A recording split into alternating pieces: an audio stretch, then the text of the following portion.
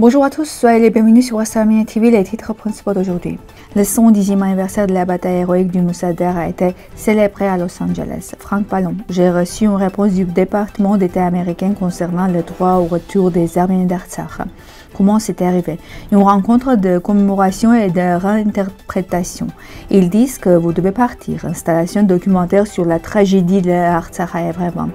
Les témoignages ont été présentés lors de l'exposition à Pologne, mettant en lumière les actions humanitaires de différentes personnalités pendant les génocides des Arméniennes.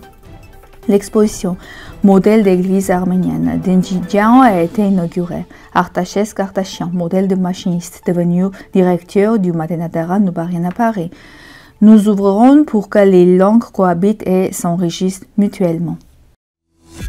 Le 20 septembre, Los Angeles a célébré en grande pompe le 110e anniversaire de la bataille héroïque du Moussaler. L'événement organisé par l'Union Moussaler à Pasadena a ravivé l'esprit indomptable du peuple de Moussaler.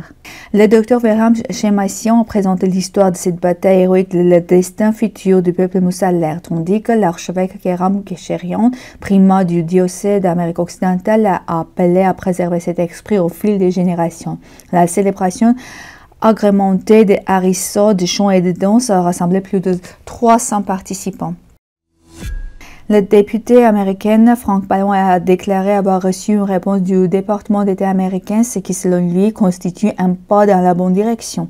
J'ai reçu une réponse du département d'État américain, ce qui constitue un pas dans la bonne direction concernant le droit au retour des Arméniens d'Artsakh, le droit à toute sécurité des prisonniers de guerre arméniens d'Azerbaïdjan et la préservation du patrimoine culturel arménien en Azerbaïdjan. J'ai incité mes collègues à exiger des États-Unis qu'ils prennent position en faveur des Arméniens d'Artsakh. J'exhorte maintenant l'administration Trump à la cohérence. Le 26 septembre 2025, l'ONG l'Eurasie arménienne a organisé une réunion dans le cadre du programme Comment ça s'est passé consacré à la réinterprétation de la guerre en Artsakh, commencé le 26 septembre 2020. Animée par Vera Gerasimov Khachaturian, pédagogue émérite de l'Artsakh, la rencontre a permis aux participants de partager souvenirs et expériences, d'évoquer le sort des personnes déplacées et de réfléchir à la signification de la paix aujourd'hui. Cet événement a offert un espace de dialogue, de solidarité et d'espoir. L'ONG remercie tous les participants pour leur présence et leur sincérité. Eurasie Arménie poursuit ses programmes humanitaires visant à préserver les valeurs traditionnelles, à favoriser la communication interethnique et à soutenir des initiatives éducatives, médicales et sociales. Présentation de documentaire sur la catastrophe d'Artsakh de 2023 à Yerevan. La première internationale de l'installation documentaire They Say We Have to Leave de la réalisante suisse arménienne Varsy Bushman a eu lieu au Latitude Art Space du 26 au 28 septembre. La présentation dépeint les déplacements forcés et le nettoyage ethnique de l'Artsakh en 2023.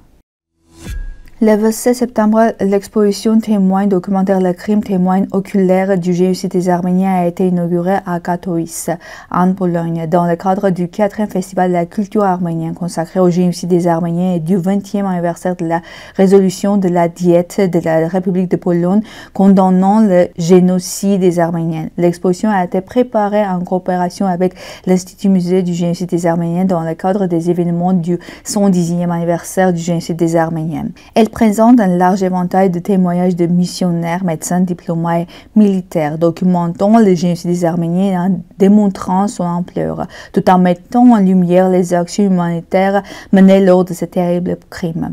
Le vernissage a été suivi d'une conférence consacrée au 110e anniversaire du génocide des Arméniens intitulée « Mémoire historique de la minorité arménienne en Pologne ».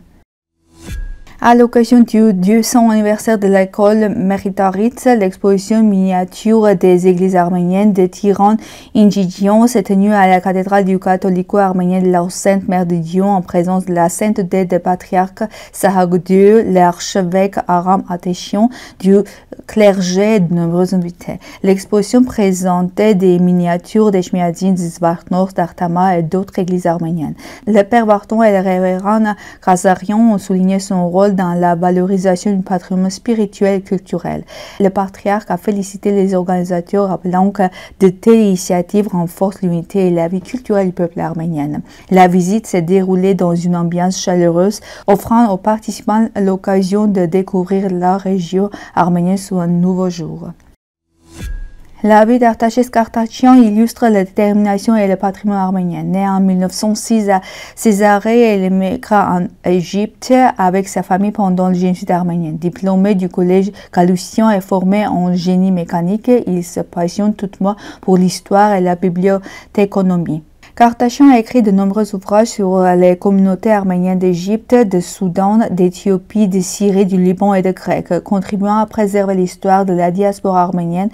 Dans Matériaux pour l'histoire des Arméniens d'Égypte, il décrit des églises et écoles aujourd'hui disparues. De 1970 à sa mort en 1986, il dirige le Mathénadaran Noubarien à Paris. Laissant un héritage durable dans l'historiographie arménienne et la préservation de la culture.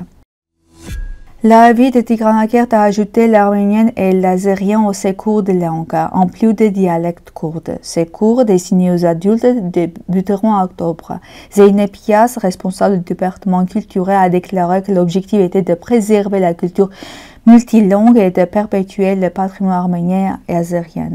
Firat Merjani, participant au cours d'arménien, a confié vouloir apprendre la langue de ses ancêtres.